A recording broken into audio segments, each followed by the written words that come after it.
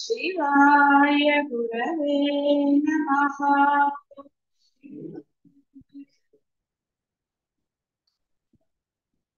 शिवाय गुरवे नमः।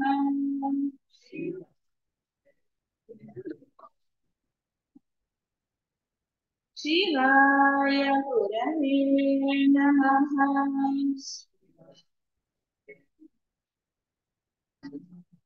शिवाय गुरवे नमः।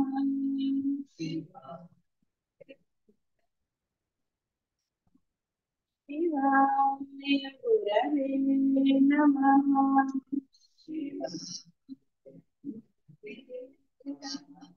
शिवाय गुरवे नमः।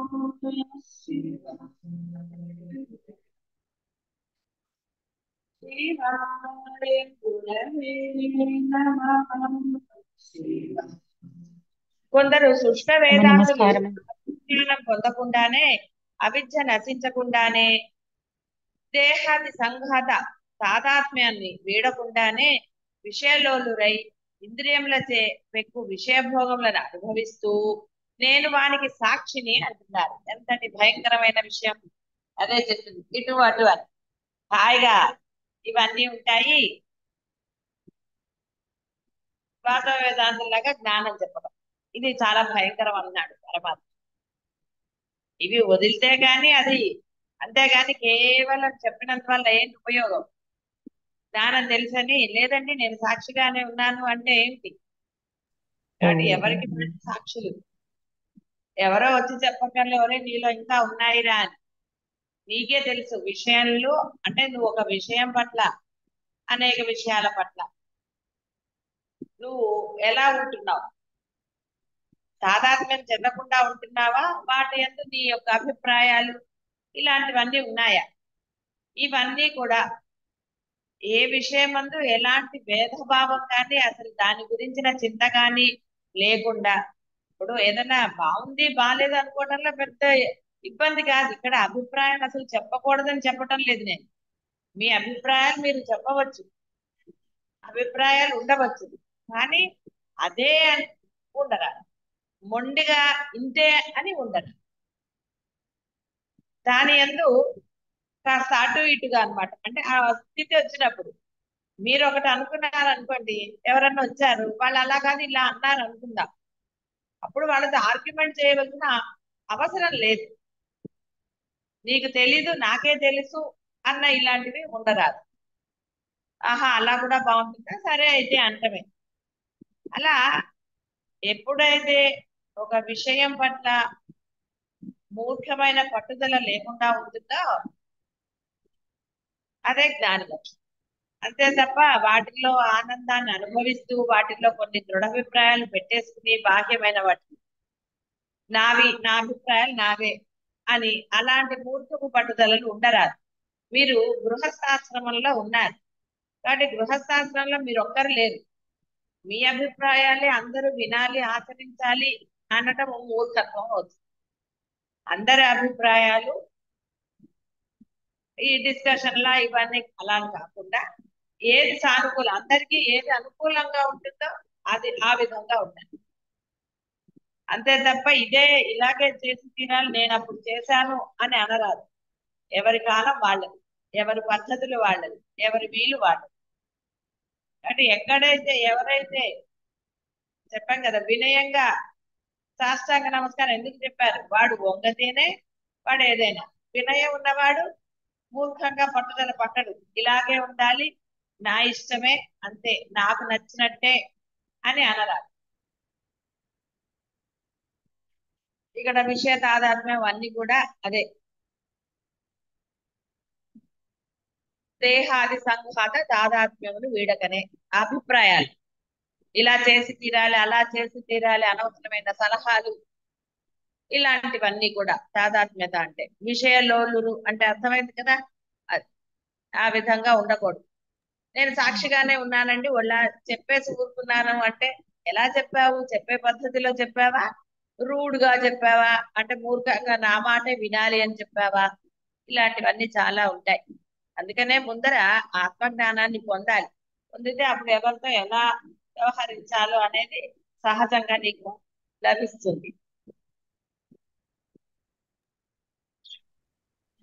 కాబట్టి నిష్కామ కర్మ అనేది చెయ్యాలి. అవిద్య నశించినంత మాత్రముననే ఇది సాక్షిత్వం సిద్ధిస్తుంది కానీ వేరే విధంగా సిద్ధించదు. కాబట్టి దృశ్యంతో తాదాత్మ్యం పొందుచు నేను సాక్షిని అనుట వ్యర్థ ప్రలాపం, ప్రగల్భాలు పలకటమే. కాబట్టి బాగా శోధించుకోవాలి. నిజంగా మీలో విషయం అనేది నశించిందా సహజంగా పూర్ణముగా, ఇంకా ఏదన్నా ఒక విషయం మిమ్మల్ని విసిగించటం కానీ, దాని యందు మమకారం కానీ, ద్వేషం కానీ, ఏ రకమైన భావం ఉన్నా సరే మీరు సాక్షిత్వం పొందలేరు. అందుకే చెప్పింది లేస మాత్రమైన అని. లేస మాత్రమైన ఏ మనుషుల మీద కాదు, వస్తువుల మీద కాదు, దేని యందు కూడా మీకు లేసమైన ఏ అభిప్రాయం ఉన్నా, రాగద్వేషాదులందు ఏది ఉన్నా సరే, రాగద్వేష భయ క్రోధాదులు అన్నారు కాబట్టి అందులో ఏది ఉన్నా సరే సాక్షిత్వం మీకు దొరకదు. అందుకే ఇన్ని తలకాయ నొప్పులు ఉన్నాయి కాబట్టి ముందు ఆత్మజ్ఞానం సంపాదించేసేస్తే అవన్నీ పక్కన పెట్టి ఆ తర్వాత గొడవే ఉండదు. కాబట్టి సాక్షి భావం అందు నిలకడ కలిగిన వాడికి ఎన్నడూను దుర్విషయములందు వాడికి ఆసక్తి ఉండదు. వాడు ఆ విధంగా చెయ్యడు. ఇలాగే చెయ్యాలి, నా మాటే వినాలి అన్న పంతం ఉండదు.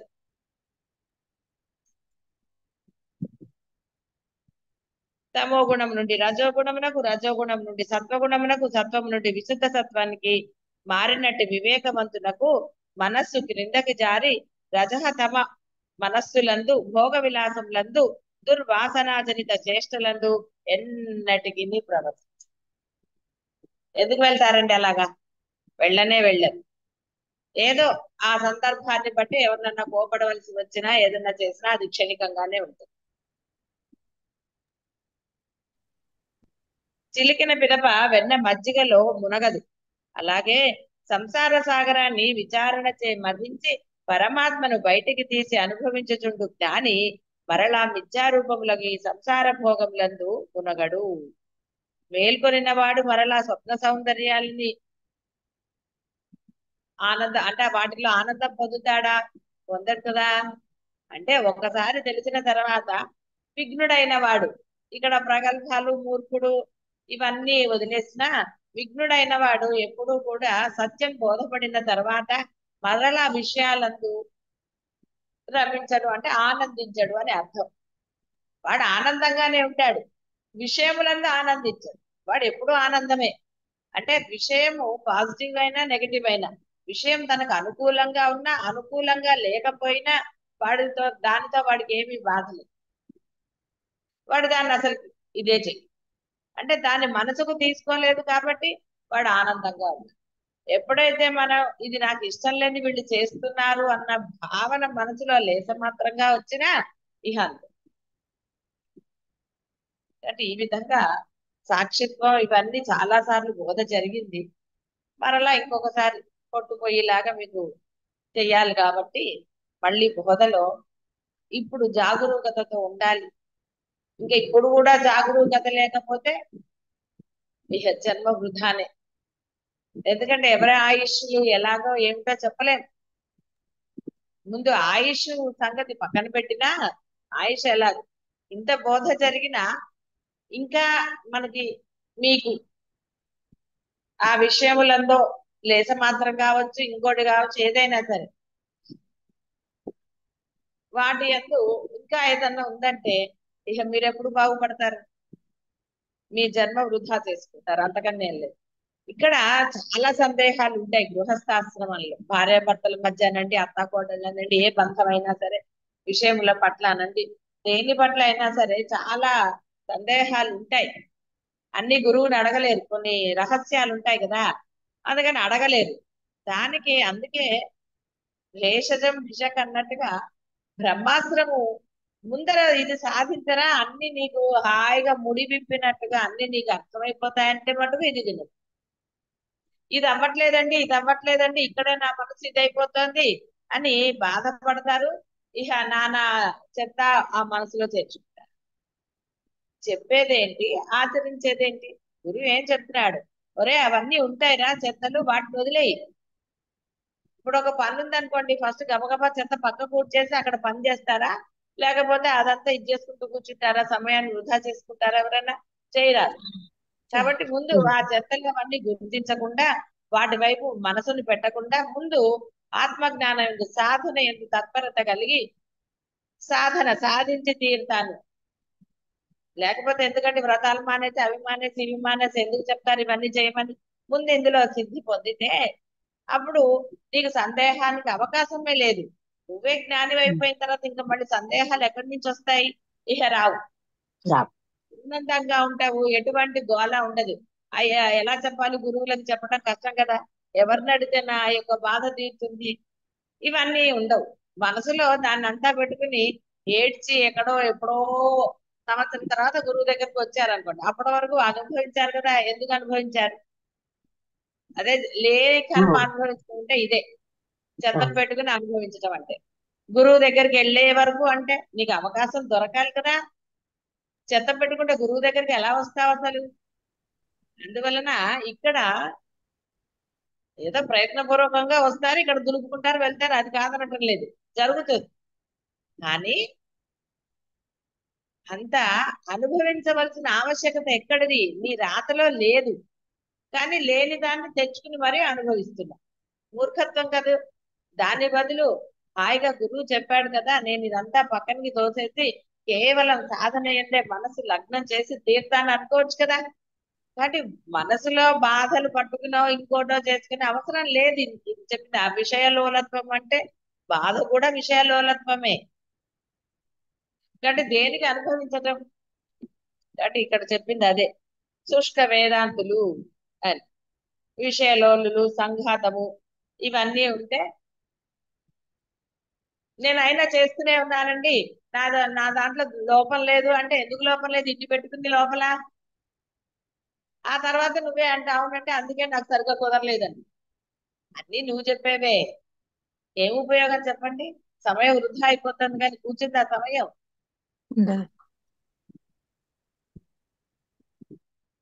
కాబట్టి తత్వవేత్త అయి అవిద్య నశించి దృశ్య తాదాత్మ్యమును వీడి ఆత్మతో ఐక్యం పొందిన మహనీయునకే సాక్షిత్వం చెల్లుతుంది. కావుననే అట్టివాడు ఏమి చేసినా కూడా అంటే దేహాన్ని తిన్నా మాట్లాడినా ఏది చేసినా సరే వాడికి లోపలంతా ఏం లేదు, ఖాళీ డొల్ల. ఇక ఇల్లు ఖాళీ చేసే ముందర చూడండి, ఇప్పుడు కొంతమంది హాయిగా ఎందుకు వచ్చిన సామాన్ అంతా తీసేస్తారు, ఏదో అవసరమైన 4 గిన్నెలు ఒకటి ఏమన్నా ఉంచుకున్నారు అనుకోండి, ఇల్లు ఎంత హాయిగా ఉంది. అన్ని ఖాళీ చేస్తే శుభ్రంగా ఉంది. పక్క వాళ్ళ ఇంట్లో అది ఉంది, వెనక వాళ్ళ ఇంట్లో అది ఉంది, నా స్టేటస్ ఇది, నా ఇంకోటి అని అన్ని పేర్చుకున్నారు అనుకోండి ఇంట్లో. స్టేటస్ కి తగ్గట్టుగా ఉండద్దని నేనేం అనటం లేదు, కానీ ఎంత మేరకు అంత మేరకే ఉండాలి. అంతేగాని ఆహా స్టేటస్ ఉంది, డబ్బులు ఉన్నాయి కదా అని షాప్ లో కనపడమని తెచ్చుకుంటే సామాన్ ఎక్కువైతే బుర్ర కూడా బాగుంది. మరి అవన్నీ శుభ్రం చేసుకోవాలి కదండి. శుభ్రం చేసుకునే తీరిక లేదు, ఓపిక లేదు అంటే ఏమైపోతుంది? అంతే. కాబట్టి వాడు ఏం చేసినా నువ్వు చేయుట లేదే అనే భావం. జ్ఞాని కర్మ చేసినా చేయనట్టే అన్నారు. అయిగా జ్ఞానులు అవ్వండి అంటే జ్ఞానులు అవ్వకుండా ఎందుకంటే ఇంకా కర్మల్లో పడి తిరగటం అనవసరంగా. హాయిగా జ్ఞానం అవ్వండి అని ఎన్నాళ్ళ నుంచి చెప్తున్నారు. ప్రయత్నం ఏది? తగినంత. అసలు ప్రయత్నం లేదన్ను, ఏదోలే అన్నట్టుగా కాదు, పొంది తీరాలి అన్న ప్రయత్నం చేయాలి. అప్పుడే ఆ సాక్షిత్వం కలుగుతుంది.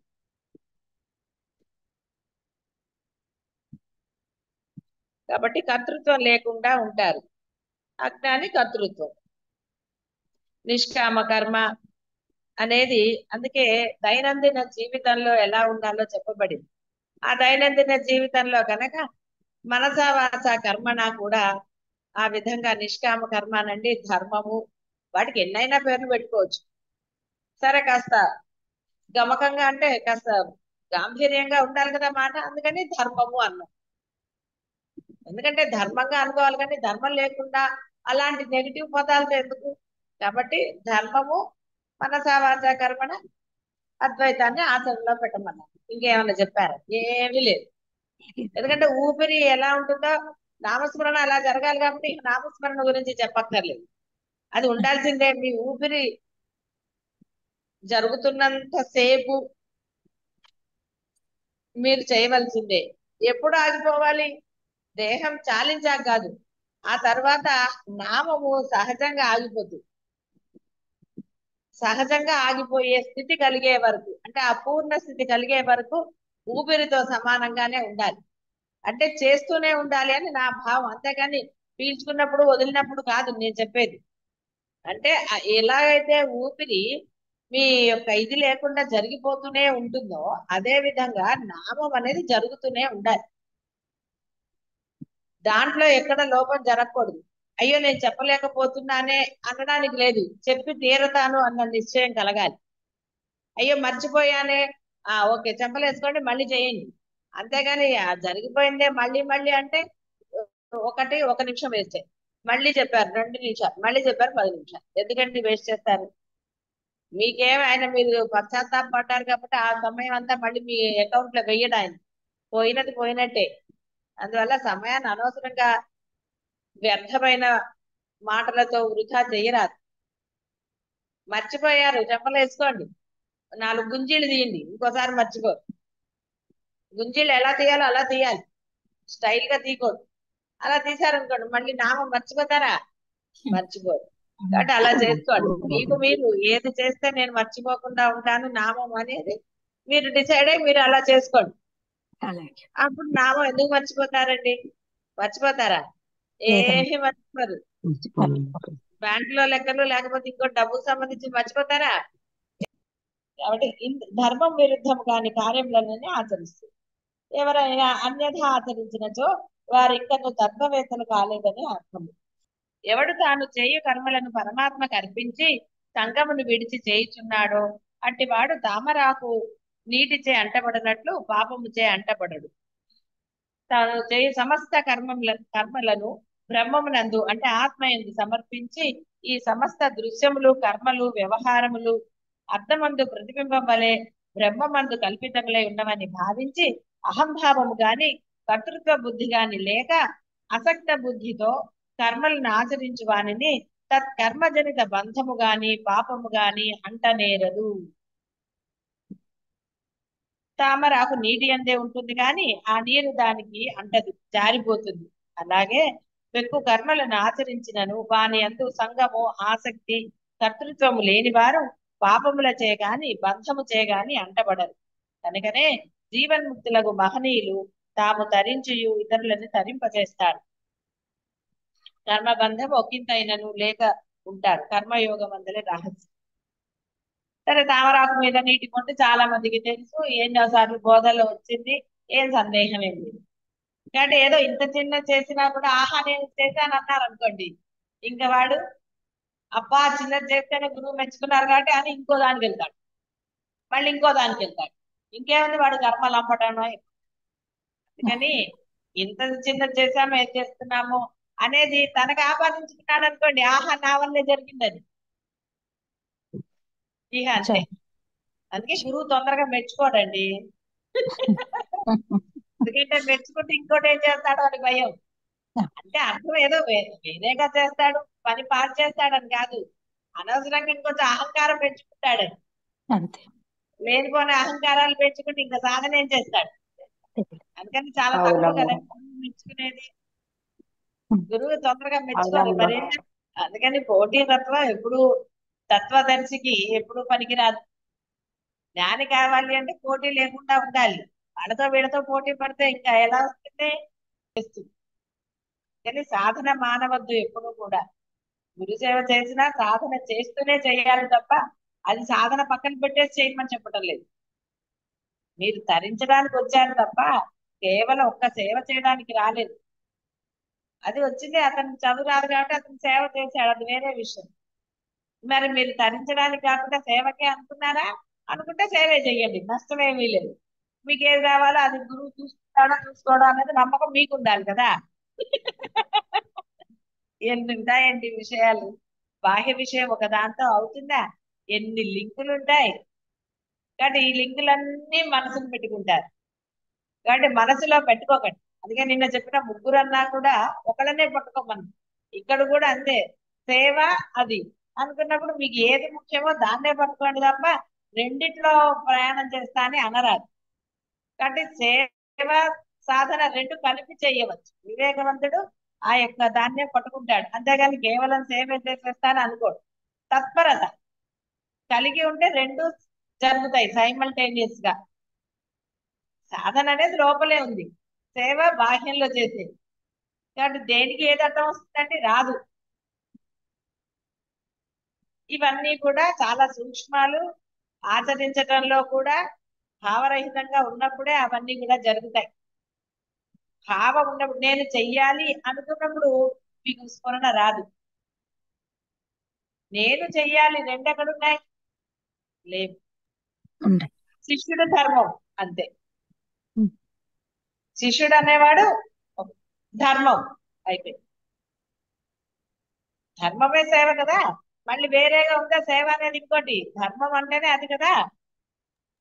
అవును. ఇంకేముందంటే అక్కడ వేరేగా చూడడానికి ఏమైనా ఉందా? ధర్మాన్నే కదా ఆచరించమన్నది. ఇంకేముంది అక్కడ? లేదమ్మా. సులభంగా ఉంటాయి. మనసు దాంట్లో లయం అయితే చాలా హాయిగా ఉంటుంది, లయం కానప్పుడు కష్టంగా ఉంటుంది. అది ఏదైనా సరే తాను చేయి సమస్త కర్మలను బ్రహ్మమునందు సమర్పించి ఈ సమస్త దృశ్యము కర్మలు వ్యవహారములు అర్థమందు ప్రతిబింబం వలె బ్రహ్మమందు కల్పితంలో ఉన్నవని భావించి అహంభావము గాని కర్తృత్వము బుద్ధి గాని లేక అసక్త బుద్ధితో కర్మలను ఆచరించు వానిని తత్కర్మజనిత బంధము గాని పాపము గాని అంటదు. ఎంత హాయిగా ఉంది! పెక్కు కర్మలను ఆచరించినను వాని యందు సంగము ఆసక్తి కర్తృత్వము లేని వారు పాపములచే గాని బంధము చే గాని అంటబడరు. కనుకనే జీవన్ముక్తులకు మహనీయులు తాము తరించి ఇతరులను తరింపచేస్తారు.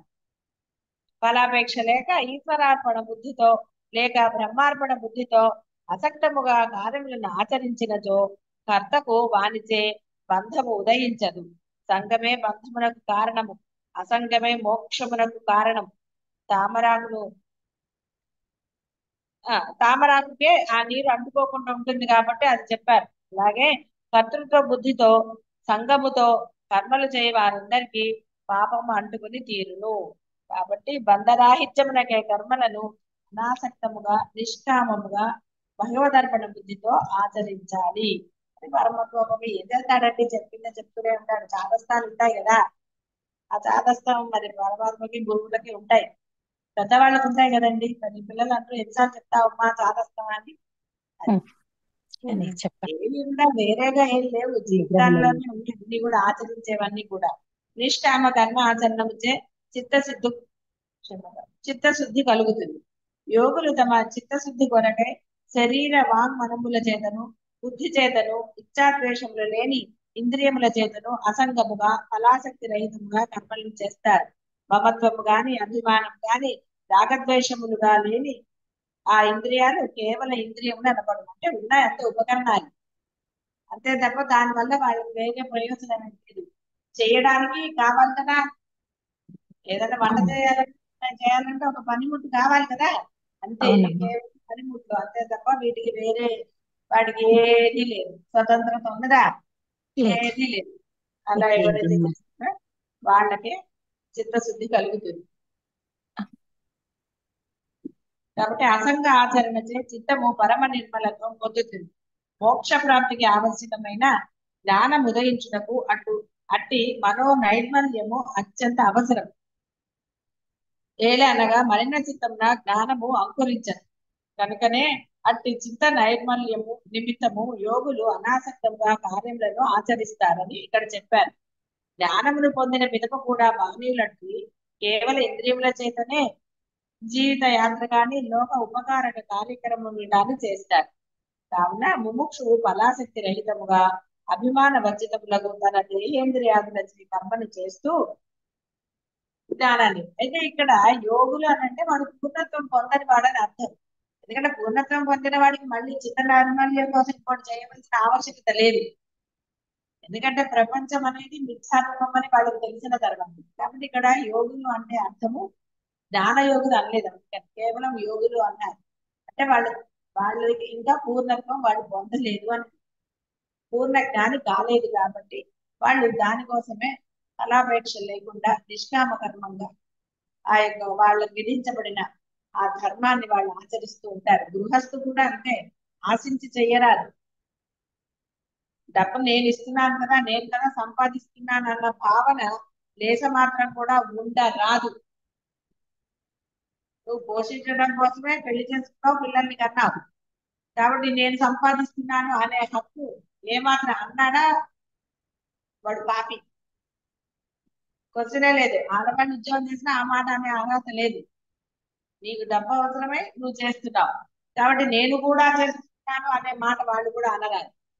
ముఖ్యంగా సత్సంగంలో ఉన్న వాళ్ళు జ్ఞానం కోసమే, జన్మ రాహిత్యం కోసం చేసేవాళ్ళు నేను సంపాదిస్తున్నాను అన్న భావం ఉండరాదు.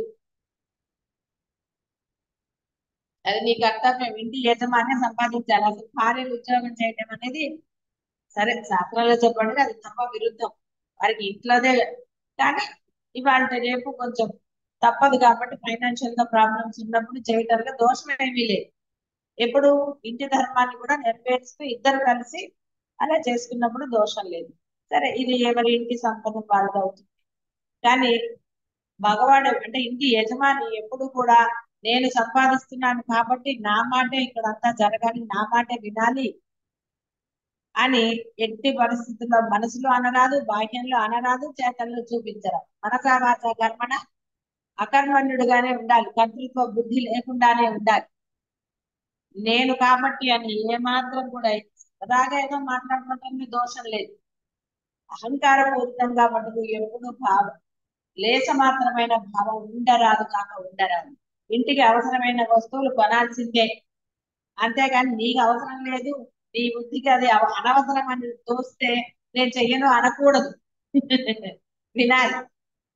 భార్య చెప్పింది అది ఎంత అవసరమో అది గ్రహించాలి. తెలియకపోతే అడగండి, తెలుసుకోండి, అంతే తప్ప అడగగానే నో అనడానికి లేదు. ఖర్చులన్నీ చూసుకోవాలి, నేను చూడొద్దనని, అది సామరస్యంగా చేసుకోవాలి, అంతే తప్ప అహంకార పూరితంగా యజమాని ఎప్పుడు ఉండరా. ఏ అలా ఉంటే ఏమవుతుందో తెలుసు కదా మీ అందరికీ. కాబట్టి ఎందుకు మరలా చెప్తున్నాను గుర్తు అంటే, నువ్వు మరి జన్మరాహిత్యం పొందాలనుకున్నావు, జన్మరాహిత్యం పొందాలంటే లేక మాత్రమైన భేదభావం కార్యందున్నా ఎవరేందున్నా అది గొడవే కదా.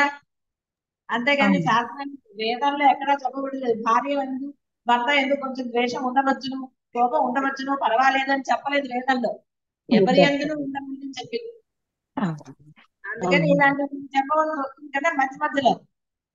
అలాంటివి ఉండరాదు, ఎవరికి ఉండరాదు. అంటే ప్రయత్నం చేసేవాళ్ళు భార్య అయినా భర్త అయినా వారి మనసులో లేస మాత్రమైనా ఏ భావము ఉండరాదు. అందులో ఇంకా సందేహం ఏమీ అలాగే. లేదు. బంధమునకు కారణము ఆశ అని, మోక్షమునకు కారణము ఆశారాహిత్యం అని స్పష్టంగా పరమాత్మ చెప్పారు.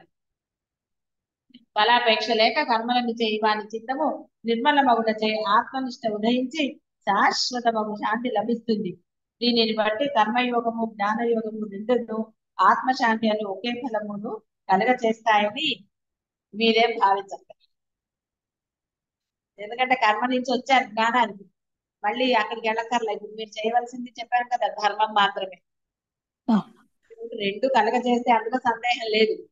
కానీ కర్మలో ఎంత జరిగితే ఆ కర్మయోగంలో ఈ జన్మలోనే మీరు పూర్ణత్వం పొందుతారన్న గ్యారంటీ లేదు కాబట్టే కర్మయోగంలో ఆ యొక్క కొన్ని చెయ్యక్కర్లేదు అని చెప్పబడింది. ఎందుకంటే ఒక్కొక్క కర్మ చేసుకుంటూ ఇది నాది, ఇది నేను చేయకపోతే ఎవరు చేస్తారు, నా యొక్క ధర్మం ఇది, నా బాధ్యత లేని ధర్మాన్ని ఆపాదించుకుంటారు. ఇలాంటివన్నీ చేస్తే అనవసరం వీళ్ళు ఎత్తి మీద పెట్టుకుంటారు. కర్తృత్వ బుద్ధి వస్తుంది, ఆ కర్తృత్వ బుద్ధితో అహంకారం వస్తుంది. అవి రెండు నశించడానికి ఎంతో సమయం పడుతుంది. అందువలన ఎందుకు అలాంటి వాటి జోలికి. అందుకే గురువులు ఇది కృష్ణ పరమాత్మ చెప్పిందే, జగద్గురువు చెప్పిందే, సందేహం లేదు. కానీ ఇది మీకు మొదట చెప్పబడినప్పుడు అర్థం కాలేదు కదా. కాబట్టి ఇప్పుడు మరలా చెప్పినప్పుడు మళ్ళీ కర్మయోగం చెప్పరు ఇప్పుడు. ఎందుకంటే మీరు కర్మయోగం దాటి జ్ఞానయోగానికి వచ్చానన్నారు. జ్ఞానం తెలిసిందండి, ఇప్పుడు కేవలం మాకు ఆత్మజ్ఞానమే కావాలి, జన్మరాహిత్యమే పొందాలి అన్నారు కాబట్టి మళ్ళీ కర్మయోగం చెప్పబడదు. అలాగే. కాబట్టి మీరు అలాంటివి ఏమీ అనుకోక్కర్లేదు. ఏమంటే మళ్ళీ నేను పూజలు వ్రతాలు నోములు చేయాలంటే చేసుకో. నిజంగా అక్కడ ఏ మాత్రమైన ఏ భావం లేకుండా నువ్వు చేస్తున్నావా, నువ్వు అలా చేయగలుగుతావా, ప్రొసీడ్. నష్టమేమీ లేదు. నీవు తప్ప అన్య శరణం లేదు అన్న భావనతో చేస్తున్నావా పూజ, సరే ఓకే. అంతే తప్ప వేరే వేరే భావనలు ఇంకోటో కోరికలు సంకల్పాలు పెట్టుకుంటే మటుకు మళ్ళీ ఎక్కడికి వెళ్ళిపోతారో తెలుసు కదా. అనవసరంగా వృధా చేసుకోకండి సమయాన్ని. కాబట్టి కర్మయోగం తక్కువ అనట్లేదు, జ్ఞానం తెలియనప్పుడు అదే, కానీ తెలిసిన తర్వాత ఏమిటి అనేది తెలుసుకోవాలి. లేకపోతే ఆ కర్మ చేయకపోతే ఎలా అవుతారండి? అంతో ఇంత కర్మ చేయబట్టే కదా అవును. పుష్కల. ఎందుకంటే మనసు మీరే ఒకసారి ఆలోచించుకుంటే మీకే అర్థమైపోతుంది. మీరు ఇంత ముందు అంతా ఆ కర్మ దాంట్లోనే ఉన్నారు, కర్మ మార్గంలోనే ఉన్నారు. అప్పుడు నిజంగా మీ చిత్తము నిర్మలంగా ఉన్నదా ఒకసారి ఆలోచించు, తెలిసిపోతుంది, మీకే తెలుసు.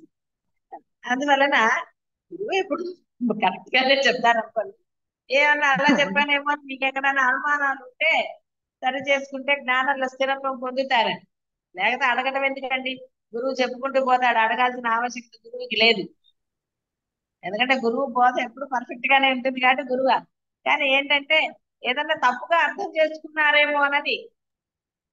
ఎందుకంటే నిష్టలు పొందట్లేదు, ఇంకా స్థిరత్వం రాలేదు కాబట్టి ఏమన్నా ఒకటికి ఒకటికి అర్థం చేసుకున్నారేమో అని అడగటమే శిష్యుడు పూర్ణత్వం తొందరగా సాధించడం. అంతే అవును. తప్ప గురువు అసత్యం ఎప్పుడు బోధించడు, ఛాన్సే ఉండదు. మీ యొక్క స్థితిగతులను బట్టి, అంటే ఇక్కడ డబ్బు స్థితిగతులు కాదు, మనస్థితిని బట్టి, ఆ దాన్ని బట్టి గురువు ఒకసారి దైవాన్ని ప్రార్థించమన్నారు, ఒకసారి అలా అక్కర్లేదు ఇలా చేసుకో, ఇలాంటివన్నీ చెప్పారు. అంతే తప్ప దైవాన్ని నిరసించలేదు. దైవం వేరేదే కదా నిరసించడానికి. దైవం అంటూ విడిగా ఉందా? లేదు. లేదు. మనం కల్పించాం కాబట్టి విడిగా ఉంది, కల్పించకపోతే. అందువల్ల అందరూ జాగరూకతతో ఉండండి. ఏదైనా అపార్థాలు చేసుకున్న బోధలో గనక ఏదైనా అర్థం కాకుంటే నిర్భయంగా అడిగి తెలుసుకుని మీరు చేయాలి తప్ప అనవసరమైన మీ అభిప్రాయాలను మీరు ఉంచేసుకుని ఆ అభిప్రాయాలను ఆచరణలో పెట్టేస్తే స్థిరత్వం పొందకపోతే దోషం ఎవరిది అవుతుంది? మీరే అవుతుంది, గురువుది అవ్వదు. ఎందువల్ల అవును. అంటే మీరు అవును. అజ్ఞానంలో ఉన్నప్పుడే నాకు అర్థమైంది, ఇందాక చెప్పలేదు, ప్రగల్భాలు చేసుకోకూడదు అని మీకు మీరు, నాకు అర్థమైపోయింది ఇంతే కదా అని. అలా ఎప్పుడూ చేసుకోకండి. అర్థం కాకపోతే క్లియర్ గా అడిగి సందేహం తీర్చుకుని ఆ యొక్క జ్ఞానం ఏంటో ఇష్టపడండి. శుభం భూయాలు. శివాయ గురవే నమః.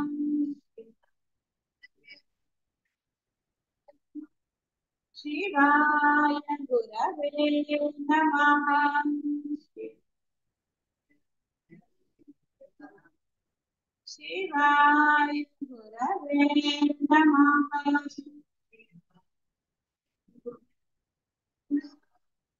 శివాయ గురవే నమః.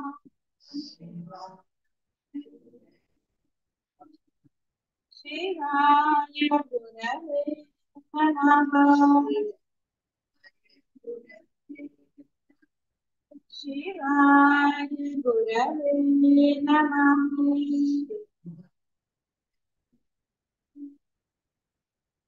శివాయ గురవే నమః. ప్రతివారు శాంతికై సుఖానికై పరితపిస్తారు. కానీ ఎలా లభిస్తుందో తెలియక అనేది కొంత కారుణ్యంతో చెప్పిన మాట పరమాత్మ. తెలియక ఏం కాదు, అందరికీ తెలియదు. ఆనందం ఎక్కడుందో తెలియదండి, తనలో ఉందని తెలియకపోవచ్చు, కానీ ఎలా పొందవచ్చో అందరికీ తెలుసు.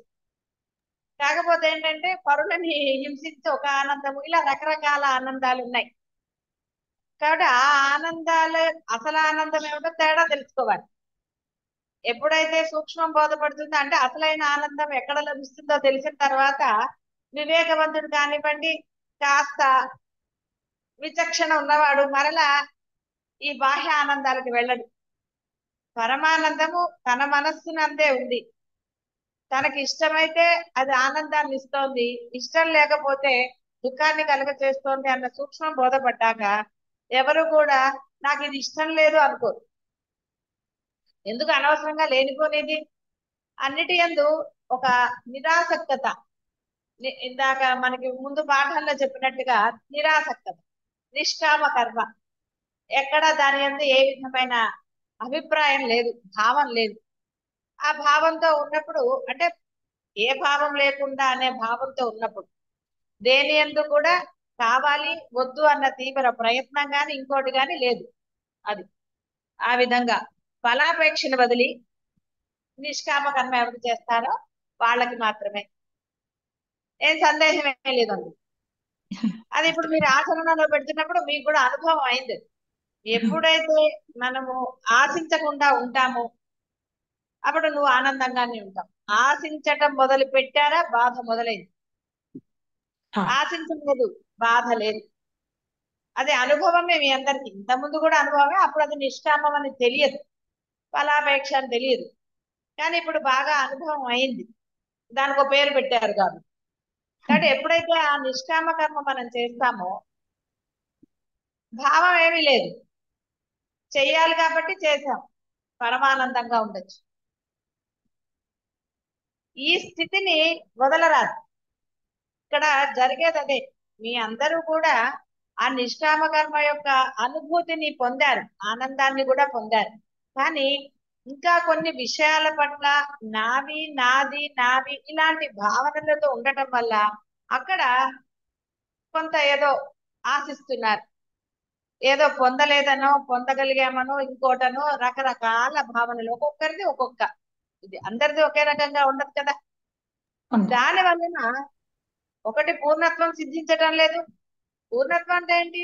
పూర్ణ ఆనందం, సర్వకాల సర్వ అవస్థల యందు నిరతిశయ ఆనందం అన్నారు. కారణము లేని ఆనందం. నిరతిశయ అంటే ఎప్పుడు నవ్వుతూ కూర్చుంటారనా? కారణం లేకుండా హాయిగా ఉంటారు. ఎలా చంటి పిల్లవాళ్ళలాగా వాడు ఎప్పుడు ఆనందంగానే ఉంటాడు. ఆ విధంగా నీవు ఉండలేకపోతున్నావు అంటే అర్థము నీ మనసులో లేస మాత్రమైనా సరే ఏదో ఉంది అని అర్థం. నువ్వేదో ఆశించావు, ఏదో కోరుకుంటున్నావు. అది దేనికి సంబంధించిందైనా సరే, అది బంధములదా, వస్తువులదా, విషయమా, ఏదైనా సరే. కొంతమందికి అవతల ఏం జరుగుతోంది అన్న విషయం తెలియకపోతే కంగారు. ఇలా రకరకాలుగా ఉంటుంది. ఒక్కొక్కడి ఆసక్తి ఒక్కొక్క దాని యందు ఒక్కొక్క సమయంలో అన్నట్టుగా. అవన్నీ వదిలేస్తే ఏది జరగాలో అదే జరుగుతుంది. అయితే ఇక్కడ ఏది జరగాలో అదే జరుగుతుంది అని చెప్పేసి మనము మన యొక్క ధర్మాన్ని మానరాదు. కాబట్టి ధర్మం పట్ల ఎప్పుడూ కూడా నిరాసక్తత పనికిరాదు. విషయాన్ని బట్టి ఇక్కడ ఆశించటమో ఇంకోటా కాదు. ఎస్, పరమాత్మ తీసుకువెళ్ళి తీరుతాడు, క్షేమంగా చేరుస్తాడు, భయపడవలసిన అవసరం లేదు. ఇక్కడ ధర్మం ఉన్నది, భయము కానీ ఇంకోటి కానీ లేదు. అన్ని సందర్భాల్లో అలాగే ఉంటున్నానా, ఈ తేడా మనసుకే తెలుసు. అంటే ఇక్కడ ఏది జరగాలో అదే జరుగుతుంది అన్నది మనకి ఇష్టం వచ్చినప్పుడు అప్లై చేయటము, ఇష్టం లేనప్పుడు ఇంకోలాగా చేయటం అనేదే పరమ దోషం. అంటే ధర్మం గురించి చెప్తున్నప్పుడు ఇన్ని ధర్మాలు చెప్తే, అంటే ధర్మం యొక్క సూక్ష్మం గ్రహించలేనప్పుడు ఏంటి చేసేది? అందువల్ల శాంతి దొరకాలి, పరమశాంతిగా ఉండాలి, నిరతిశయ ఆనందము, కారణం లేని ఆనందాలు అంటే ధర్మం ఆచరించిన వాడికి దొరుకుతుంది. ధర్మం ఆచరించిన వాడికి ఎలా దొరుకుతుంది ఆనందం? దొరకదు. కాబట్టి జాగరూకతతో ఉండాలి. కాబట్టి కామమే బంధమునకు కారణం, ఆశయే ఫలాసక్తియే సంగమే దుఃఖానికి అశాంతికి హేతువు. కావున వానిని దరిచేర్చరాదు. అంటే వాటి గురించి ఆలోచించరాదు, అనవసరంగా సమయాన్ని వృధా చేయరాదు. సాధకులు భగవానుని హెచ్చరికలు పాటించి జీవితమును నిష్కామ మార్గమునకు త్రిప్పుకొని నైష్టిక శాంతిని అనుభవించవలేదు. నిరతిశయ ఆనందం, కారణం లేని ఆనందాన్ని అనుభవించాలని చెప్పారు. అంటే నిష్కామ కర్మ, నిష్కామ కర్మ ఏమిటో కూడా తెలియాలి. అంతే తప్ప నిష్కామ కర్మ అంటే మన పని అయిపోయింది అంటాం కాదు. ధర్మం కూడా ఉంటుంది. కామ అంటే ఏదైతే ఒక పని మీరు చేస్తున్నారో ఆ పని ధర్మంగా ఉన్నదా లేదా అన్నది కూడా మీరు ఆలోచించాలి. అంతేగాని ఇది ధర్మం అని మీకు మీరు అనుకుంటే సరిపోతుందా?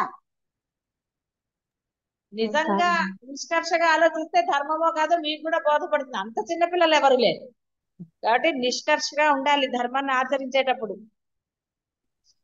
అలాగే అమ్మా. ఇంద్రియ నిగ్రహం గల దేహదారి మనసు చే సమస్త కర్మములను పరిత్యజించి ఏమి చేయని వాడే చేయింపని వాడే ఈ 9 ద్వారాలు గల పట్టణ శరీరం అందు హాయిగా ఉంటాడు. కాబట్టి 9 ద్వారాలు ఇవి ఏంటి అవన్నీ అక్కర్లేదు ఇప్పుడు మీకు. 9 ద్వారాలు అంటే మీకు కూడా తెలుసు, దాని గురించి పెద్ద చర్చ అనవసరం. కాబట్టి ఎవరైతే నిష్కామ కర్మ చేస్తారో ధర్మంగా, అప్పుడు వాడు దేహం ఉన్నా ఒకటే, వాడికి దేహం లేకపోయినాడు వాడు ప్రశాంతంగా ఉంటాడు. దేహంతో ఏమిటి తాదాత్మ్యత? ఏమీ లేదు. వాడు ఆనందం వాడిదే, ఆత్మ ఆనందం దాన్ని అంటారు. అప్పుడు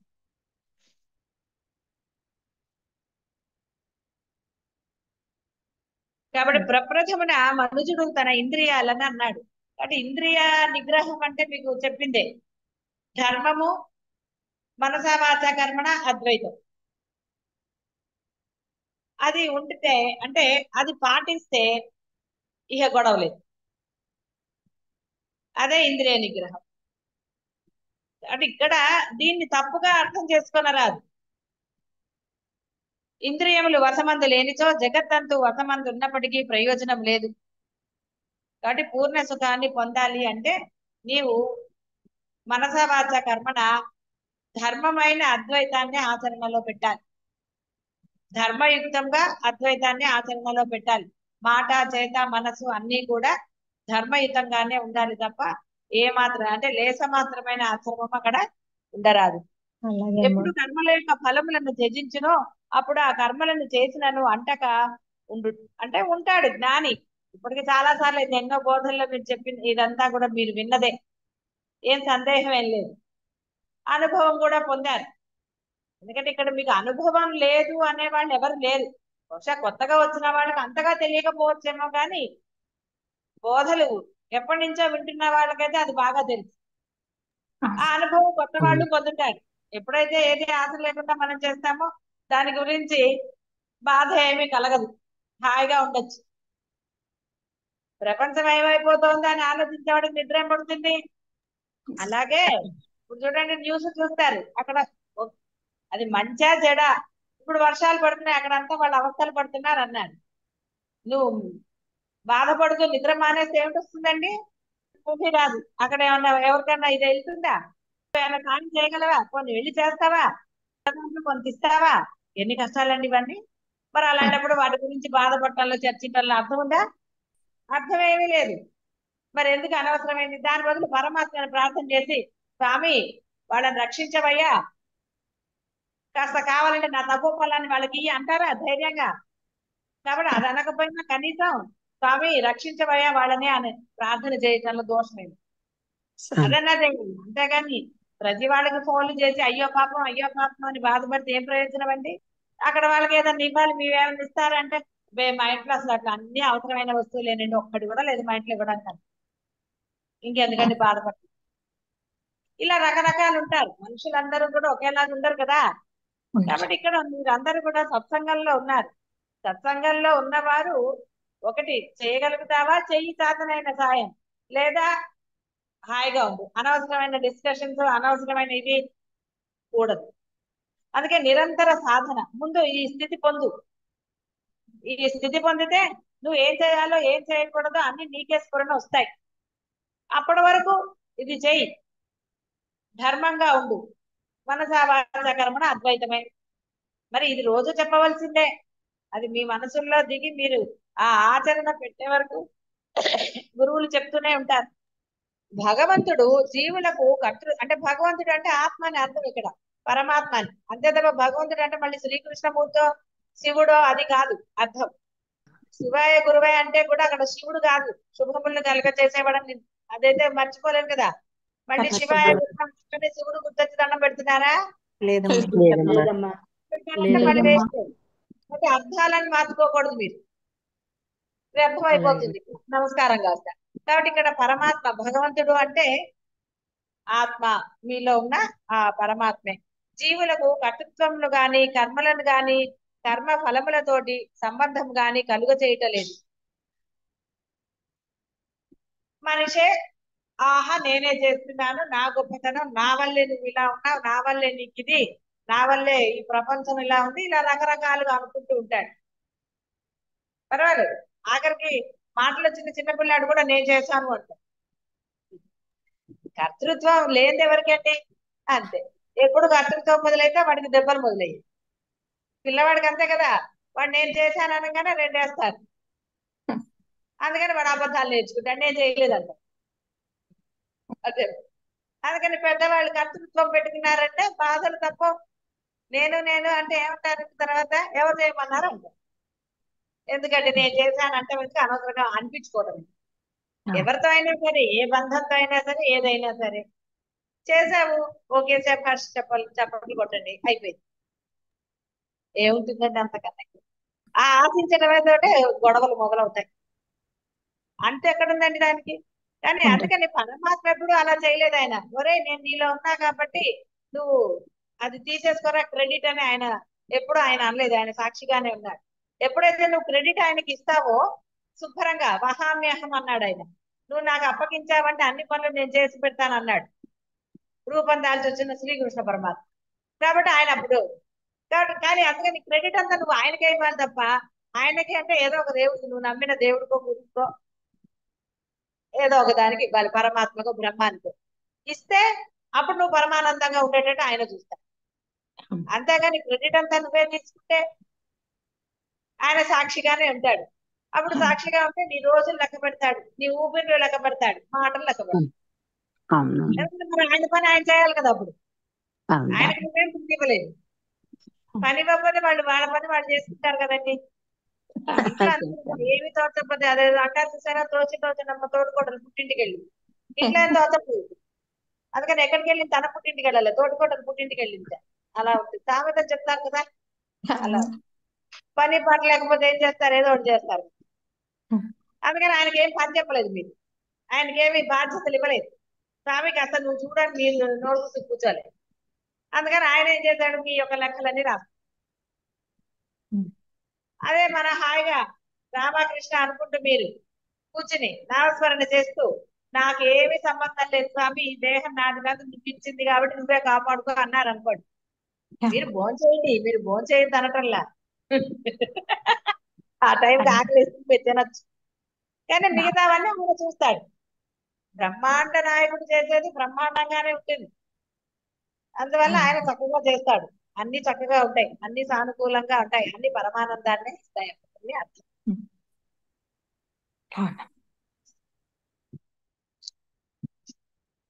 సృష్టికర్త యొక్క పరమేశ్వరుడు జీవరాశులలో దేనికి నీ కర్తృత్వాదులను సృష్టించుటలేదు. ప్రకృతి జన్యముకు వారి వారి జన్మాంతర సంస్కారం అనుసరించి జనులు ఆయా కర్మలను చేయించు కర్తృత్వం గలవారై ఆయా కర్మల యొక్క ఫలములను అనుభవిస్తూ ఉన్నారు. అంతే, చేసుకున్న వాడికి చేసుకున్నంత చెప్పలేదు. మరి నువ్వు కర్మ చేస్తే అనుభవించద్దు, అనుభవించాల్సిందే మరి. కాబట్టి ఏది చల్లుతారో ఏ విత్తు నాటితే ఆ చెట్టే వస్తుంది కదా. అంతేగాని ఒకటి నాటి ఇంకోటి కోరుకుంటే వస్తుందా? రాదుదా?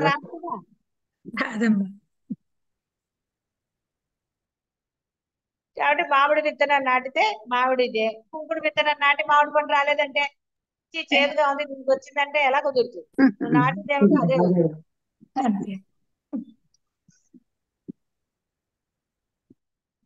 చేదు ఫలం. పాప సంస్కారం కలిగి ఉన్నచో దుష్కార్యములను ఆచరించి దుఃఖాన్ని అనుభవిస్తారు. అంటే మరి చేసిన తర్వాత అనుభవించక ఏం చేస్తారంటే ఇవాళ కాకపోతే వచ్చే జన్మలో అయినా అనుభవించవలసిందే. ఎందుకంటే ఆల్రెడీ లాస్ట్ జన్మ సంచిలో ఉన్నాయి. ఆయన ఏం చేస్తాడు? ఇప్పుడు వీడి చేతి ఏం అనుభవించాలా, ఏమో అనుభవింపజేయాలని చూస్తాడు. తన్ని పట్టుకున్న వాడికి రెండు మిక్స్ చేసి ఏదో ఇంత కర్మ ఉంది అనుకోండి, ఇంత అనుభవించేటట్టు చేస్తాను, వెళ్ళిపోయింది. నేను చెప్పా కదా, చిక్కుకు వచ్చిన దానికి వెళ్ళిపోయింది. ఇంత కర్మ ఉంది అనుకున్నాను. తెలుసు కదా, పెద్ద పెద్ద యాక్సిడెంట్లు అవుతాయి, ఏమీ జరగదు. అనుభవించాల్సింది ఏదో అలాగా అలా చేసేస్తాడు. కానీ నష్టం జరుగుతుందా? ఏమీ జరగదు. ఆ, కదా. వస్తువు అవును నష్టం ఇలాగోలాగా వస్తుంది.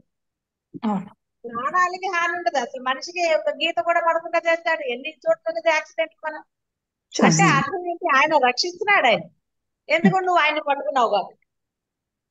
ఎవరు ఎంత పట్టుకుంటారో అంత ఆయన రక్షించి తీరుతాడు. అందులో సందేహమే లేదు.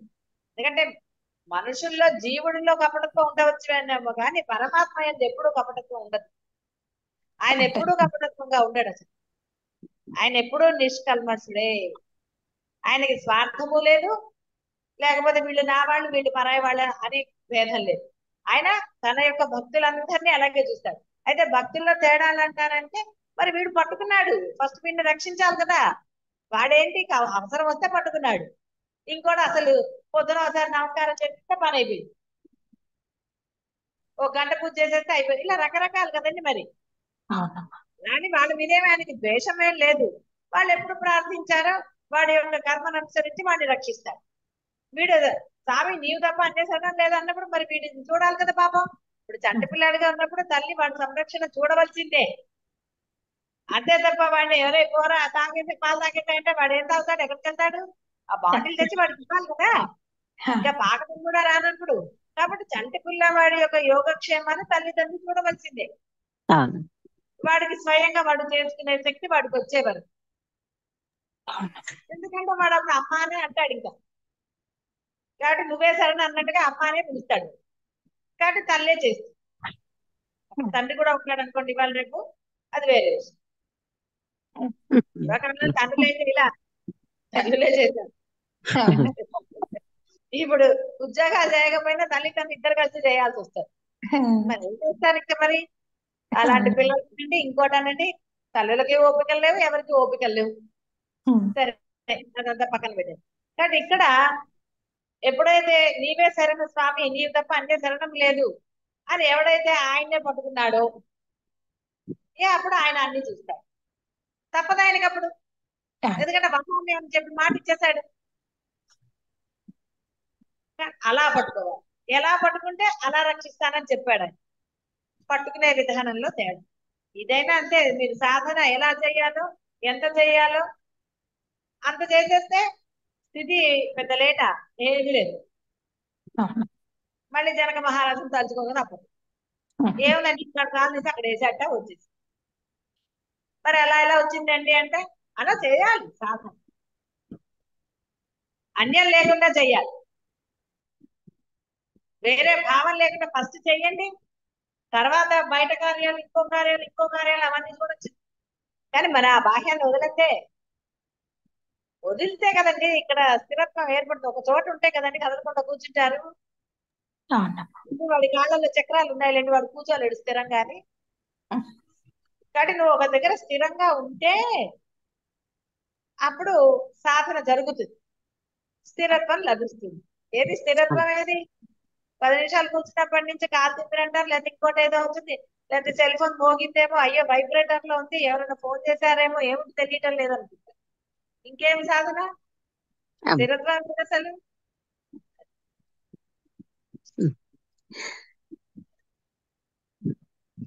పూర్వపు పాప స్వభావమును ఇప్పటి ప్రయత్నజనిత పుణ్య స్వభావముచే పరాజితమునర్చి సన్మార్గమున అగ్రేసరులు కావాలి. ఎంత చక్కగా ఉండొచ్చు లోపల కొంచెం కోపము, ద్వేషము ఏవో ఒక రకరకాలుగా ఉంటూ ఉంటాయి. సందర్భాన్ని బట్టి ఏవో వస్తూ ఉంటాయి, పోతూ ఉంటాయి. కానీ అవి కూడా నిజంగా కరెక్ట్ గానే వచ్చాయా? ధర్మంగానే. కోపం కూడా ధర్మమే. అవసరమైనప్పుడు శిక్షించాల్సి వచ్చినప్పుడు ధర్మయుతమైన కోపం మంచిదే, క్రోధం. కాబట్టి అది ధర్మంగా ఉందా అధర్మంగా ఉందా అనేది తెలుసు, అందరికీ తెలుసు. కోపగించుకునే వాళ్ళకి తెలీదా? కాబట్టి మనలో ఏ దుష్ట వాసనలు ఉన్నాయో మీలో, అవి ఎలాంటివైనా సరే అవి చెడ్డవి అని తెలియని వాళ్ళు ఎవరు లేరు సత్సంగంలో. అందరికీ తెలిసిన వాళ్ళే. అంత చిన్నపిల్లలు లేరు కదండి. మంచి చెడు తెలియని వాళ్ళు లేరు. కాబట్టి అది మంచి చెడు అన్నప్పుడు మీకు అర్థమైపోయింది కదా, చెడు గుణము ఈ లక్షణం నాలో ఉండకూడదు అన్నప్పుడు ఎందుకు ఉంచుకున్నారు? అది పెద్ద ప్రశ్న. అది గురువులు వేయకూడదు, మీకు మీరే వేసుకోవాలి. ఎందుకు ఇది? అందుకని ప్రయత్నం చేయ. కాబట్టి ఏం ప్రయత్నం చేస్తారు? మంచిగుండాలంటే అయిపోతారా? అవ్వరు. అందువల్ల సాధన అనేది చెప్పకూడదు. కాబట్టి ఆ నామస్మరణం. ఎందుకంటే ఆ బ్రహ్మాండ నాయకుడు అంతటా ఏదైతే ఉన్నదో ఆ బ్రహ్మము ఇచ్చిన నామాలు ఇవన్నీ వేదంలో చెప్పబడినవి. కృష్ణ నామము ఒట్టికి పెట్టలేదు ఆయనకి. ఆయన సాక్షాత్ పరమాత్మ కాబట్టి అందుకని నుంచి వచ్చారు కాబట్టి ఆయనకి అదే పేరు పెట్టారు. రామ అంటే కూడా అర్థం అదే, రమ్మించటం. ఆ రామ పలకటంలోనే ఆ ఆనందం లభిస్తుంది అన్నాడు. మనసా వాచా కర్మణ రామ శబ్దం.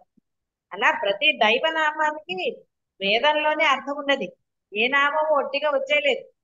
అందుకని ఏ నామం తీసుకున్నా నువ్వు తరిస్తావు. కాబట్టి ఎలా తరిస్తావు? నువ్వు పట్టుకున్న విధానాన్ని బట్టి. కోరికతో పట్టుకున్నావా, నువ్వే స్వామి అని పట్టుకున్నావా, ఈ లెక్కలు ఉంటాయి. కాబట్టి స్వామి నువ్వే ఉన్నావయ్యా అంటే చక్కగా అన్ని ఇస్తారు. ఎప్పుడు చెప్పలేదు. వాడు ఏమన్నాడు, చిన్నపిల్లాడు, మీరే పెట్టండి అన్నాడు. చేయి పట్టరా అంటే వద్దొద్దు మీరే చేయండి. ఎందుకుట? పెద్దవాళ్ళ చేయి పెద్దగా గుర్తు వస్తాయి కదా. అవునమ్మా. చెప్పాట. వాడు అడిగాట, అదేమిట్రా నువ్వు నేను అడిగినప్పుడు నీ గాజు నువ్వు తీసుకోవచ్చు కదా అంటే, కాదు నా చేతికి కొన్నే వస్తాయి, చిన్నపిల్లాడిని కదా, అదే ఆంటీ చెయ్యి పెద్దది, ఆవిడైతే ఎక్కువ గుర్తుంది కదా, అందుకని జేబులో వేసి ఇవ్వన్నాను అంటాడు. చూడండి తెలియలేదు. ఉన్నాడు తెలియదు లేకపోతే ఎలాగా? వివేక విచక్షణాలు ఉండదని చెప్పారు కదా. కాబట్టి వివేకం ఉండాలి. కాబట్టి పరమాత్మను ఎలా పట్టుకోవాలన్న వివేకం లేకపోతే ఎట్లా? ఆ విచక్షణ ఉండాలి. అందుకని ఏమి అడగండి. అడగకుండా ఇచ్చేదే అమ్మ అని చెప్పలేదు. అలాగే పరమాత్మ అంటే అమ్మతో అంతే కదా. అదే చెప్తారు శాస్త్రంలో. ఏం చెప్తారు? పరమాత్మ ప్రతి చోట ఉండలేక తల్లిని పెట్టాడు. తల్లి మనసుని పెట్టాడు. సరే కలికాలంలో రకరకాల తల్లులు ఉన్నారు అనుకోండి, అది వేరే విషయం. అందుకని తల్లిని పెట్టాట ఆ ప్రేమ పంచడానికి. చిన్నప్పుడు వాడికి ఆ ప్రేమ పంచకపోతే వాడు ఎలా పెరుగుతాడు? సరే అందరికి తల్లిదండ్రులు ఉన్నారు, ఇవన్నీ మళ్ళీ వస్తాయి. కానీ తల్లి హృదయము భగవంతుడితో పోల్చారు. అంటే అక్కడ స్వార్థం లేని ప్రేమ అన్నారు. గుర్తుపెట్టుకోండి, తల్లి అంటే స్వార్థం లేని ప్రేమ. ఎలా అంటే భగవంతుడితోనే పోల్చారు. తల్లివి నీవి అని ఫస్ట్ తల్లిని చెప్పారు, తర్వాత తండ్రి చెప్పారు. సరే చాలా భారీ డైలాగులు కూడా ఉంటాయి మనకి తండ్రిల గురించి, వాటి గురించి. అంత అక్కడికి వెళ్ళక్కర్లేదు. కానీ తల్లి అంటే స్వార్థం లేని ప్రేమ అని అర్థం. పరమాత్మకి అలా ఉంటుంది అని. అందువల్ల ఇక్కడ ఎప్పుడైతే నీలో ఉన్న దుష్ట గుణాలని ప్రయత్నంగా ఆ నామస్మరణతో చాలా సులభంగా వాటన్నిటిని నీలోంచి ఇచ్చేసుకోగలుగుతాం. ఇది తప్ప అన్య మార్గం లేనే లేదు. కాబట్టి నా దురదృష్టం ఇట్లున్నది అని ఎవరు దిగులు పడరాదు. ప్రయత్నముచే ఆ యొక్క పరమాత్మ యొక్క బలముచే చక్కగా సాధన యందు పరిపూర్ణత్వాన్ని సిద్ధింపజేసుకోవాలి. అందుకని పరమాత్మను తర్వాత లోటు ఏమిటండి? ఎక్కడుందండి లోటు? లోటు కనపడదు. వాడికి వెతకపోయినా లోటు కనపడింది అంటే వాడిలో అంటే ఎంత లోటు కనపడిందో అంత వాడు పరమాత్మని నమ్మలేదు. సందేహం లేదు అందులో. మీకు లోటు కనపడింది అంటే ఆ లోటు అక్కడదే, ఏమీ లేదు అసలు. కాబట్టి ఇక్కడ పరమాత్మ ఉన్నాడు అంటే సర్వము ఉన్నది, ఇంకేం పర్లేదు. పిల్లవాడు చూడండి, అమ్మ ఉంది అంటే వాడు ఎంత ధైర్యంగా ఉంటాడు, ఎంత హాయిగా ఉంటాడు. వాడికి ఏమన్నా దిగులా? ఆకలేస్తే అన్నం ఎవరు పెడతారని కానీ, అయ్యో పెట్టేవాడు ఉన్నారా లేదని ఆలోచిస్తాడా? వాడు హాయిగా నిర్భయంగా ఉంటాడు ఒక వయసు వచ్చే వరకు. ఎందుకు? వాడికి తెలుసు వాడికి అమ్మ ఉంది అక్కడ. మరి ఇక్కడ పరమాత్మ ఉన్నాడు. ఇంకేంటి అంటే బాహ్యంలో ఉన్న తల్లి నీకు అన్ని చేసి పెడుతుంటే పరమాత్మ చేయడండి, బ్రహ్మాండంగా చేస్తాడు. ఆయన వస్తాడు, గొడవ లేదు కదా. ఆ పట్టంటే వస్తాయి కదా. ఆయన ఎక్కడికో షాపుకు పరిగెత్తాలి. తల్లి అయితే షాపుకు పరిగెత్తాలి, లేదా ఏదో చేయాలి, కష్టపడి స్టవ్ దగ్గర నిల్చొని చేయాలి, ఏదో కష్టపడాల్సి వస్తుంది బాహ్యంలో. పరమాత్మకి ఎక్కడండి కష్టం? ఏ రోజు నిమ్ముడు ఇస్తాడు, ఏం దిగులు. మరి పెరియవారు కథలు ఎన్ని చదివారు? ఆయన ఏమన్నా కంగారు పడ్డాడు? ఏమి కంగారు పడక్కర్లా. పెరియవారైనా మనలాంటి ఆయనే ఉపాసన పరుడు. ఉపాసన చేస్తే మీరు అంతే. ఉపాసన అంటే ఆశించే ఉపాసన కాదు, ఆయన ఆశించి చేయలే. ఆయన బ్రహ్మాన్నే పట్టుకున్నాడు. నడిచే దేవుడు అన్నారు అందుకే ఆయన. హాయిగా మీరు కూడా హాయిగా ఉండండి, అన్ని మీ దగ్గరికే వస్తాయి కదా. నా దురదృష్టం ఇట్లున్నది అని ఎవరు దిగులు పడక పురుష ప్రయత్న బలమున పరమార్థ పదమును చేపట్టి కృతార్థులు కావాలి. జీవుడు తను తాను ఉద్ధరించుకోవాలి. పతనము చేసుకున్నా వాడి కర్మే. కాబట్టి ఏది చేసినా రెండే మార్గాలు, బ్రహ్మ మార్గము, బాహ్య మార్గం. వాడు ఎన్నుకుంటే అంతే. బాహ్య మార్గంలో దోమలు కుడతాయి, మార్గంలే అంతే. అంతే కదా, ఇంకేముందండి వేరేగా. లేదమ్మా, ఏం లేదమ్మా. కాబట్టి ఈ విషయంలో ఎవరి సంబంధము ఏమీ లేదు. తన ఉన్నతికి తానే ఎవడిని వాడే ఉద్ధరించుకోవాలని ఆయన చెప్పినట్టుగా ఉన్నతి కానీ ఏదైనా సరే వాడిదే. పెక్కు అవకాశములతో కూడిన ఈ మానవ జన్మను ఆత్మ ఉద్ధరణ నిమిత్తము సద్వినియోగం చేసుకోవాలి. ఇదే ప్రతి మానవుని యొక్క ప్రథమ కర్తవ్యం. ఇంక ఇందులో అనుమానం ఎందుకు అసలు? ఇంకా ఏదన్నా అంటే ఇంకా అంతకుముందు ఏముంటుంది? మీరు ప్రయత్నం చేయకపోతే ఏం పొందుతారు? మానవ జన్మ చెప్పాను కదా, మళ్ళీ లెక్కలు వస్తాయి. మీ మాటలన్నీ లెక్కలు, కేవలం మాటలు లెక్క పెడతాడు ఎప్పుడు ప్రయత్నం చేయకపోతే జన్మరాహిత్యాన్ని. కాబట్టి మాటలు ఊపిర్లు లెక్క పెడతాడు ఆయన. ఎప్పుడు తెలిసింది కదా, ఎప్పుడు లెక్క పెడతాడు? అప్పటి వరకు మీరు నిర్భయంగానే ఉండవచ్చు. అందుకని సమయాన్ని వృధా చేయకుండా చక్కగా ఆ జన్మరాహిత్యానికి ప్రయత్నం చేయండి. పరమాత్మ ఎవరి యొక్క పాపాన్ని గాని పుణ్యాన్ని గాని స్వీకరించడు. అజ్ఞానము చేత జ్ఞానము కప్పబడి ఉన్నది. అందుకనే జీవులు ఏదో అనుకుంటుంటారు, ఆ దేవుడు చేయించాడండి నా చేత అంటారు డైలాగ్. ఆయన ఎందుకు చేయించాడు? ఆయనకి పని పట్టలేదు. మీ చేత తీరిగా కూర్చుని పక్క వాడిని కొట్టమన్నారు, అప్పుడు ఎందుకని దేవుడు నాలుగు కొట్టమంటాడు. సరే అది చెప్పలేదు, ఏనుగు మీద శిష్యుడికి అనలేదు, అందులో ఉన్న దేవుడి దగ్గర తెచ్చితే ఏనుగు తోటంతా ఇచ్చి అవతల బారి వచ్చి గురువుని అన్నారు, ఏంటి గురుగారు మీరు అబద్ధం చెప్పారు? ఒరే విధవా, పైన మావటి వాడిలో ఉన్న దేవుడిని ఎందుకు చూడలేదు నువ్వైతే? అప్పుడు వాడు అవును కదా కరెక్టే చూసారే. బుర్ర ఫిక్స్ అయిపోతుంది అన్నమాట ఒక దగ్గర. ఇది ఫిక్స్ అయిన అనుకోండి రెండో చూడదు, ఎందుకంటే ఇక్కడ ఫిక్స్ అయిపోయాడు వాడు. ఏనుగులో ఉన్న దేవుడినే చూశాడు, ఏనుగు మీద మావటి వాడి దేవుడిని చూడలేదు. కాబట్టి ఏమైంది? దెబ్బలు తగిలాయి కదా. అందుకని ఎప్పుడు అట్లా ఫిక్సింగ్ ఉండకూడదు. పరమాత్మ మీద ఫిక్సింగ్ ఉంటే బుర్ర స్ఫురణ వస్తుంది అప్పుడు. అంతేగాని నేనేదో విన్నాను ఇదే నిజమని అలా ఉండకూడదు. నేను చెప్తున్నా కదా ఫిక్సింగ్ గురించి. మ్యాథ్స్ ఫిక్సింగ్లు కూడా అంతే కదండి. కాబట్టి ఇక్కడ ఎక్కడ ఫిక్సింగ్లు చేసుకోకూడదు. ఎవరి యొక్క పుణ్యంతో గాని పాపంతో గాని ఈశ్వరులకు సంబంధం లేదు. పుణ్య పాపములను గాని వాని ఫలములను గాని పరమాత్మ స్వీకరించడు. వారు తటస్థులు అంటే సాక్షి మాత్రమే. సర్వభూతములందును సాక్షిగా వర్తించుచు వారు చేయి పుణ్యపాపములను కనిపెట్టుకుంటూ ఉంటారు. ఎందుకంటే లెక్క రాయాలి కదా. ఎక్కడ ఉన్నాడు? మీలోనే ఉన్నాడు. మీరు మాట్లాడే ప్రతి మాట, మీ లోపలి భావము, మీ చేత అన్ని చూసేది ఆయనే. మీరు ఎంత దొంగగా చేసినా, చీకట్లో చేస్తున్నాం అనుకున్నా ఆయనకి కళ్ళు ఉన్నాయి కదండి. పాపం చీకట్లో కనపడే కళ్ళు ఉన్నాయి. బాగా గుర్తుపెట్టి ఆయనకి మనకంటే వెలుతురులోనే చూడగలుగుతాం, చీకట్లో చూడలేం. కాసేపు అయితే చీకటి అలవాటు పడితే ఏదన్నా కొంచెం తెలుస్తుందేమో కానీ ఆయన చీకట్లో కూడా చూడగలరు. ఎందుకంటే చీకటి కూడా ఆయనే కదా. జీవులు ఏ కారణం వచ్చే మోహమంది పడి ఉన్నారని ప్రశ్న. ఓకే, ప్రతి జీవి సచ్చిత్ ఆనందఘనమగు ఆత్మయే కాని దృశ్య వస్తువు కాదు. అవినాశయగు పరబ్రహ్మమే కాని నాశవంతమగు ఉపాధి కాదు.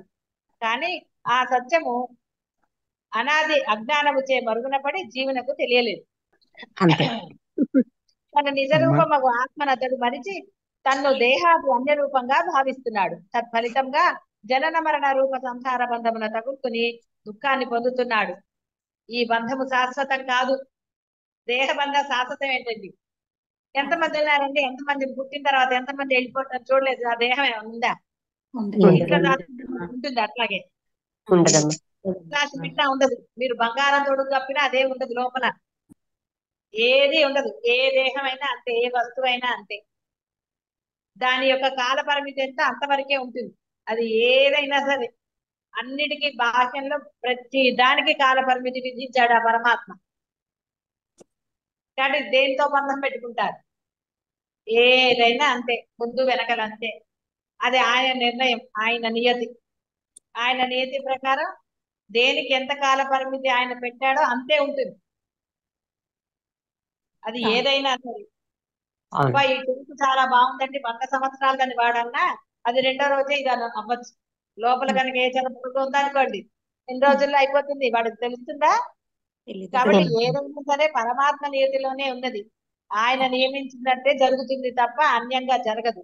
నీ ప్రయత్నం ఉండటం వలన దాని వలన నీకు దుఃఖం కలుగుతుంది. నీ ప్రయత్నము పరమాత్మతో బంధానికే ఉండాలి తప్ప అన్యంకి ఉండనే రాదు. లేస మాత్రమైన బంధము ఎప్పుడూ ఉండరాదు.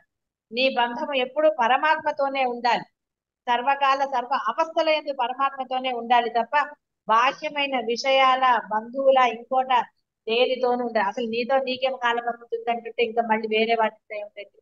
నువ్వే ఉండవురా దేహంలో అంటుంటే వాళ్ళందరినీ పట్టుకుని నువ్వు ఉంటే ఏంటి లాభం? అందుకనే చెప్పారు ఎవరే, నువ్వు నీ దేహంలో నేను నిష్క్రమించే లోపల నన్ను పట్టుకోరా, నన్ను తెలుసుకో, నాలాగా ఉండు అన్నాడు ఆయన. ఎక్కడో లేను నేను నీలోనే ఉన్నాను. అదో కథ కూడా ఉంటుంది చక్కగా, ఎంత అద్భుతంగా. పరమేశ్వరుడు చాలా ఆలోచించాట. వీడికి నన్ను గురించి ఎక్కడ పెట్టినా వీడు మనిషి, కలికాలంలో మనిషి ఎలా అయినా సాధిస్తాడు వీడు, వీడికి అనవసరమైన తెలివితేటలు ఎక్కువగా ఉంటాయి కాబట్టి ఎక్కడ పెడితే వీడు నన్ను కనుక్కోలేకుండా ఉంటాడు అంటే వాడి ప్రయత్నం చేసి ఎప్పుడు అలా చేస్తాడు అనుకుని ఆఖరికి పరమాత్మకు అర్థమైంది వీడిలోనే, అంటే వీడు తన్ని తప్ప అంతటా వెతుకుతాడు, లాస్ట్ కి తన దగ్గరకు వస్తాడు వీడు, కాబట్టి అలా చేద్దాం అని లోపల కూర్చుంది. ఎందుకంటే ఆయన లోపల ఉంటేనే మన శరీరం నడుస్తుందని అనక్కర్లా, ఆయన ఎక్కడున్నా మన శరీరాన్ని నడిపించవచ్చు. రోబోలు లేవంటే ఇప్పుడు అలా నడిపించవచ్చు. ఆయనకి జాతకాన్ని ఏమన్నా ఉందా? అన్ని ఉన్నాయి. కానీ ఆయన ఏం చేశాట, మనలోనే ఉన్నట్ట. వీడు చివరికి వస్తాడు కదా అని. చూడండి ఇప్పుడు మీలోనే ఉన్నాడు కదా ఆయన, కానీ మీరు ఏం చేస్తున్నారంటే గుర్తించడం లేదు. మీలోనే ఉంది. నిరతిశయ ఆనందం మీలోనే ఉంది, పరమానందం మీలోనే ఉంది, బ్రహ్మం అవును. మీలోనే ఉన్నాడు, మీలోనే బ్రహ్మాండాలు ఉన్నాయి, సర్వము మీలోనే ఉంది. సందేహం ఏం లేదు అందులో. కానీ మళ్ళీ ఎక్కడికి పరిగెడుతున్నారు ఏమంటే అనవసరమైన వాటి జోలికి వెళ్లకుండా సత్సంగంలో ఉన్నారు. జన్మ రాహిత్యానికి ప్రయత్నం చేస్తున్నారు మీరందరూ. మీ సాధన జన్మ రాహిత్యానికే తప్ప బాహ్య సుఖాలకు కాదని నేను భావిస్తున్నాను. అలా ఎవరికన్నా ఉంటే అది నేనేం చేయలేను.